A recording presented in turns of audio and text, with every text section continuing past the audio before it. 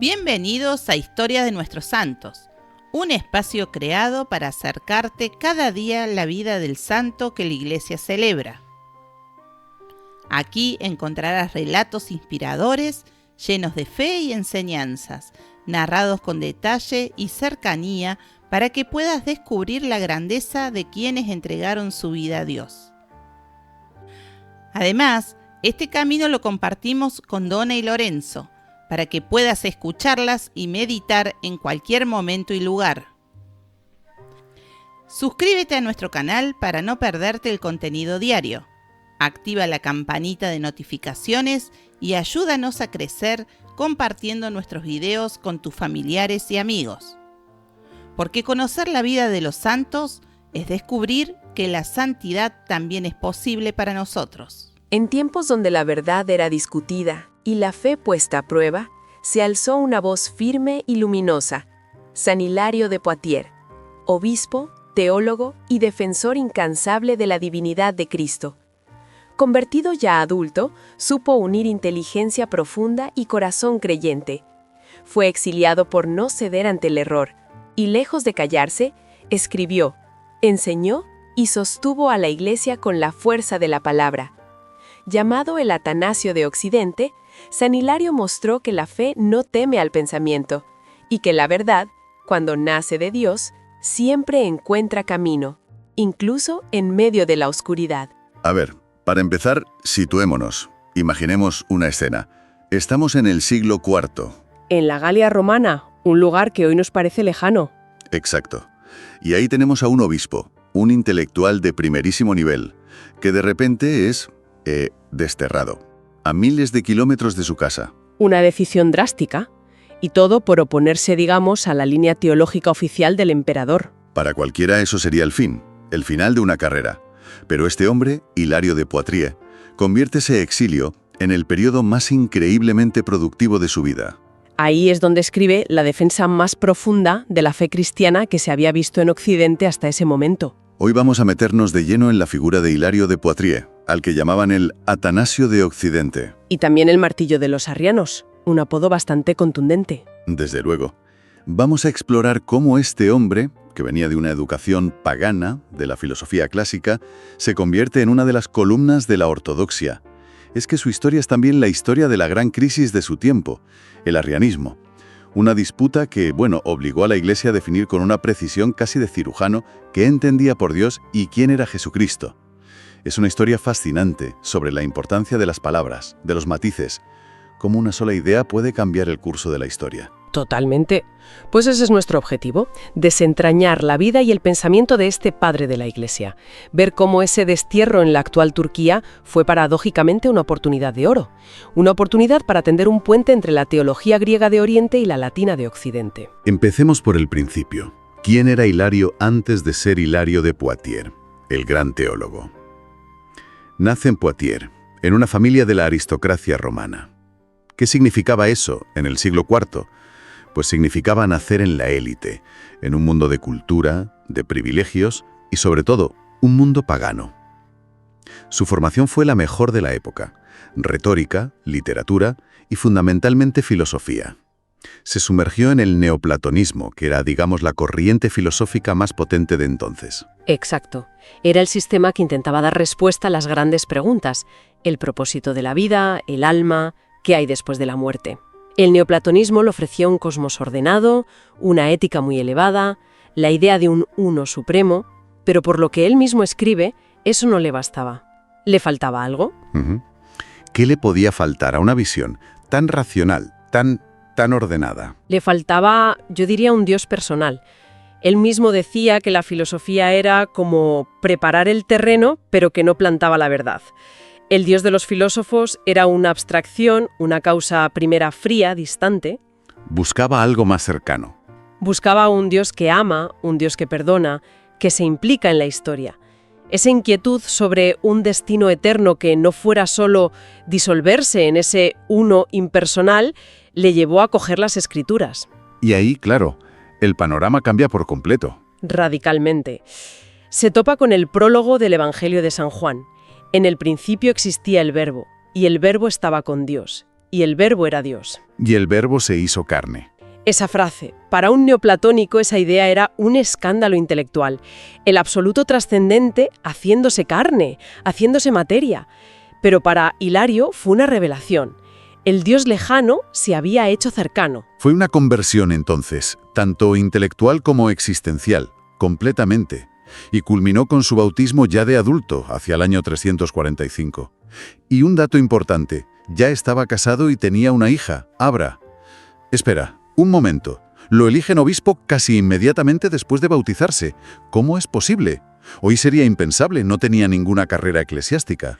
Es que en el siglo IV las cosas eran mucho más fluidas. La elección de un obispo a menudo venía por aclamación popular, por el sentir de la comunidad. ¿La gente lo eligió directamente? La gente de Poitiers vio algo en él, no un gestor o un administrador, sino un hombre de una integridad y una claridad intelectual fuera de lo común.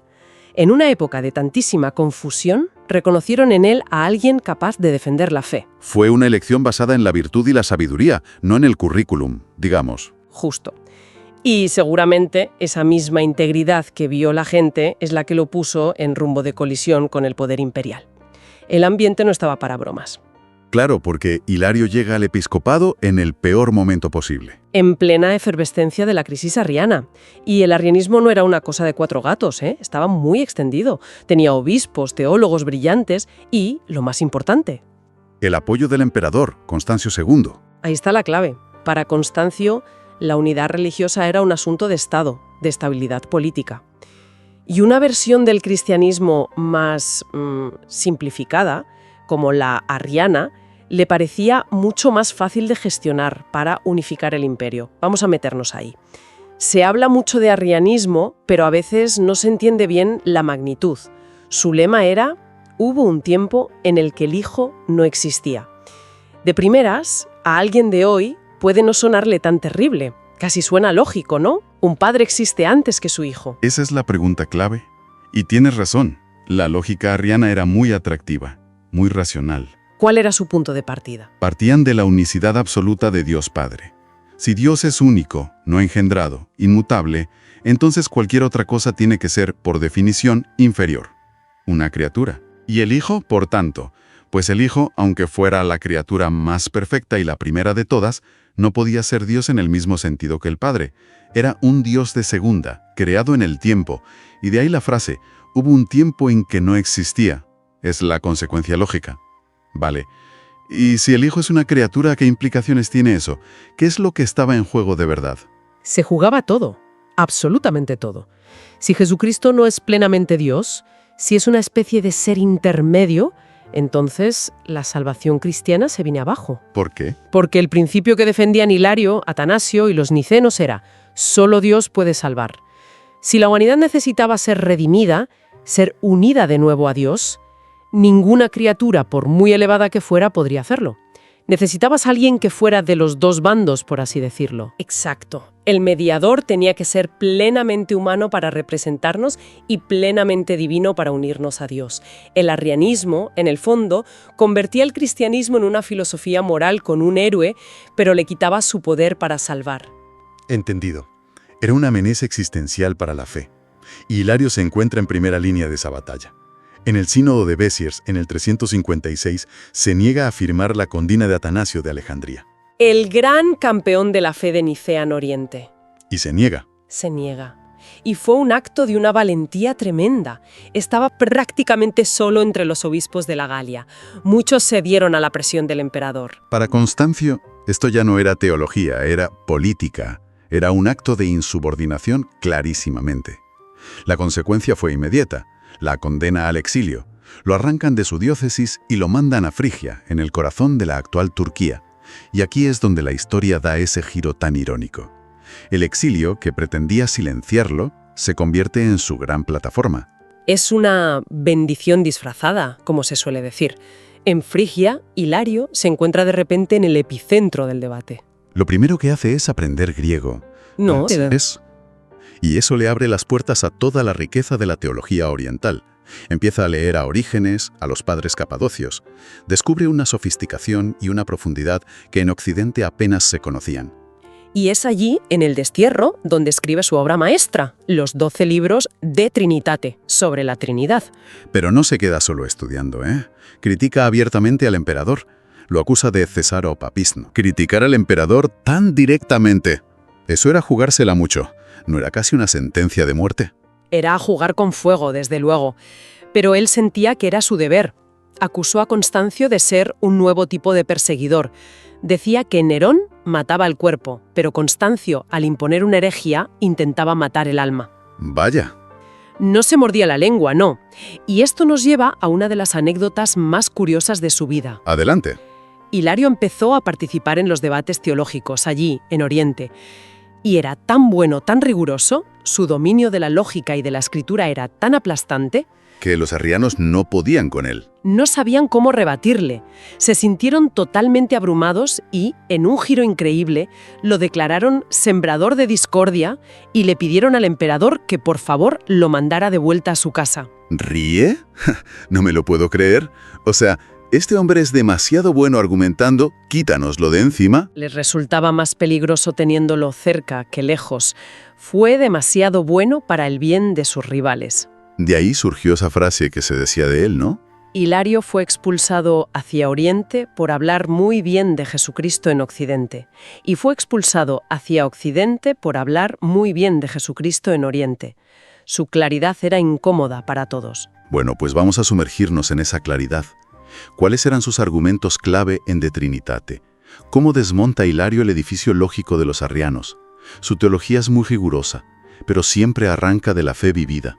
Su punto de partida no es una filosofía, es la fórmula del bautismo, en el nombre del Padre, y del Hijo, y del Espíritu Santo. ¿Y qué ve él ahí? Para Hilario esto es revelador. Se bautiza en el nombre, en singular, de 3 personas distintas. Eso significa que la unidad de Dios no es la de un ser solitario, es una unidad de comunión. Dios es uno, pero no es solitario. Eso para la unidad. Pero la gran batalla era la relación padre-hijo. ¿Cómo aborda eso? Ahí utiliza una lógica implacable. Argumenta que el término padre es por definición relacional.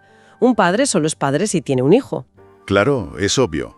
Pues si Dios es eternamente padre, y los arrianos no lo negaban, entonces por necesidad debe tener un hijo eterno. Si, como decían ellos, hubo un tiempo en que el hijo no existía, entonces también hubo un tiempo en que el padre no era padre. Lo que implicaría un cambio en la naturaleza de Dios, algo imposible para un ser perfecto. Imposible. Por tanto, el hijo no es creado en el tiempo, sino engendrado desde la eternidad, compartiendo la misma y única naturaleza divina. Es un argumento muy elegante, y con eso también atacaba a otra idea arriana, la de que la unidad entre padre e hijo era solo de voluntad, como un maestro y un discípulo. Exacto. Y para refutar eso, Hilario desarrolla un argumento muy original, basado en la Eucaristía. En la Eucaristía, sí. Los arrianos decían que la unidad era moral, de intenciones. Hilario responde: cuando recibimos la Eucaristía, ¿qué recibimos? El cuerpo y la sangre de Cristo. Él mismo dice: quien come mi carne y bebe mi sangre permanece en mí y yo en él. Y esa unión no es solo simbólica. No es una unión de intenciones, es una unión real, física. Lo que Hilario dice es que a través de esa unión real con la carne de Cristo, que es una con la naturaleza del Padre, nosotros somos introducidos en la vida divina. Entiendo. Si los arrianos tuvieran razón, la Eucaristía perdería todo su sentido. Sería un mero recordatorio. Precisamente. Nuestra comunión con Cristo solo puede ser real y transformadora porque la suya con el Padre es una unión de naturaleza, sustancial. Si no, la Eucaristía no podría divinizarnos. Fascinante. Hay un último punto que me intriga. Los arrianos usaban muchos pasajes de la Biblia donde Jesús parece inferior al Padre, cuando dice «el Padre es más grande que yo» o cuando sufre, tiene sed. ¿Cómo resolvía Hilario eso? Esa es una de sus contribuciones más brillantes. Utiliza el concepto de kenosis, de vaciamiento. Inspirado en la carta a los filipenses. Exacto, la que dice que Cristo se anonadó a sí mismo, tomando la forma de siervo. Hilario establece una distinción clave entre la natura de Cristo y la especies que asume. Naturaleza y Forma. Su natura es su naturaleza divina, eterna, inmutable, que nunca pierde. La especies es la forma de siervo, su condición humana que asume voluntariamente. O sea que cuando Jesús sufre o muestra limitaciones humanas, está actuando desde esa forma de siervo que ha asumido. No es que su divinidad haya disminuido. Exactamente. Es un vaciamiento que oculta su gloria, pero no la anula. La divinidad sigue intacta, aunque su poder se esconda bajo el velo de la humanidad. Esta distinción le permite tomarse en serio todos los pasajes del Evangelio sin que haya contradicción.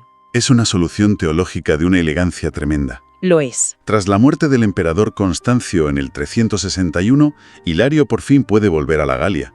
Y por lo que parece, no vuelve para jubilarse. Ni mucho menos. Vuelve como un héroe, como un líder indiscutible. Convoca el Concilio de París y consigue que todo el episcopado galo, que antes había dudado, reafirme la fe de Nicea. Y además demuestra una gran talla humana, ¿no? Mucha. En lugar de hacer una purga de los obispos que habían cedido, busca la reconciliación. Entendía que muchos habían actuado por miedo o por ignorancia.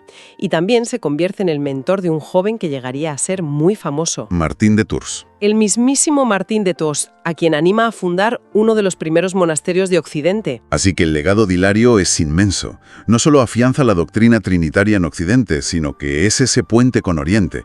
Y además fue pionero en el uso de himnos. Sí, fue de los primeros en componer himnos en latín con un fin pedagógico, para que la gente sencilla pudiera aprender y cantar las verdades de la fe. San Ambrosio lo perfeccionaría, pero Hilario fue el precursor. No me extraña que en 1851 el Papa Pío IX lo declarara doctor de la Iglesia. Su vida demuestra que estas disputas no eran ejercicios para intelectuales. Se jugaban el corazón mismo de la fe. ¿Quién es Dios y cómo nos salva? Hilario entendió que la precisión en el lenguaje era la mejor forma de custodiar ese misterio. Y para terminar, hay un concepto que Hilario ayudó a desarrollar para describir esa vida interna de Dios. Una palabra compleja, pero muy bella. Circulincesio. La mutua inhabitación o interpenetración. El Padre está totalmente en el Hijo en el Padre y ambos en el Espíritu Santo, en una danza eterna de amor que no los confunde, sino que los realiza plenamente. Y esto nos deja con una pregunta final para reflexionar. A ver. Si el modelo último de la realidad, el corazón de Dios, es esa unidad en la diversidad, esa interpenetración dinámica, ¿cómo cambiaría eso nuestra forma de ver todo lo demás? Nuestras familias, la sociedad, la ecología. Y si la clave no estuviera ni en la separación competitiva, ni en la fusión que anula las diferencias, sino en aprender a vivir esa compleja y vital inhabitación mutua. Espero que hayas disfrutado conocer más sobre su vida y legado tanto como yo disfruté compartirlo contigo. Si te ha gustado este video, no olvides suscribirte a nuestro canal Historias de Nuestros Santos. Es totalmente gratis y tu apoyo nos ayudará a seguir creciendo y trayéndote más historias inspiradoras. Activa la campanita para no perderte ningún video y deja tus comentarios abajo. Gracias por estar aquí y hasta la próxima.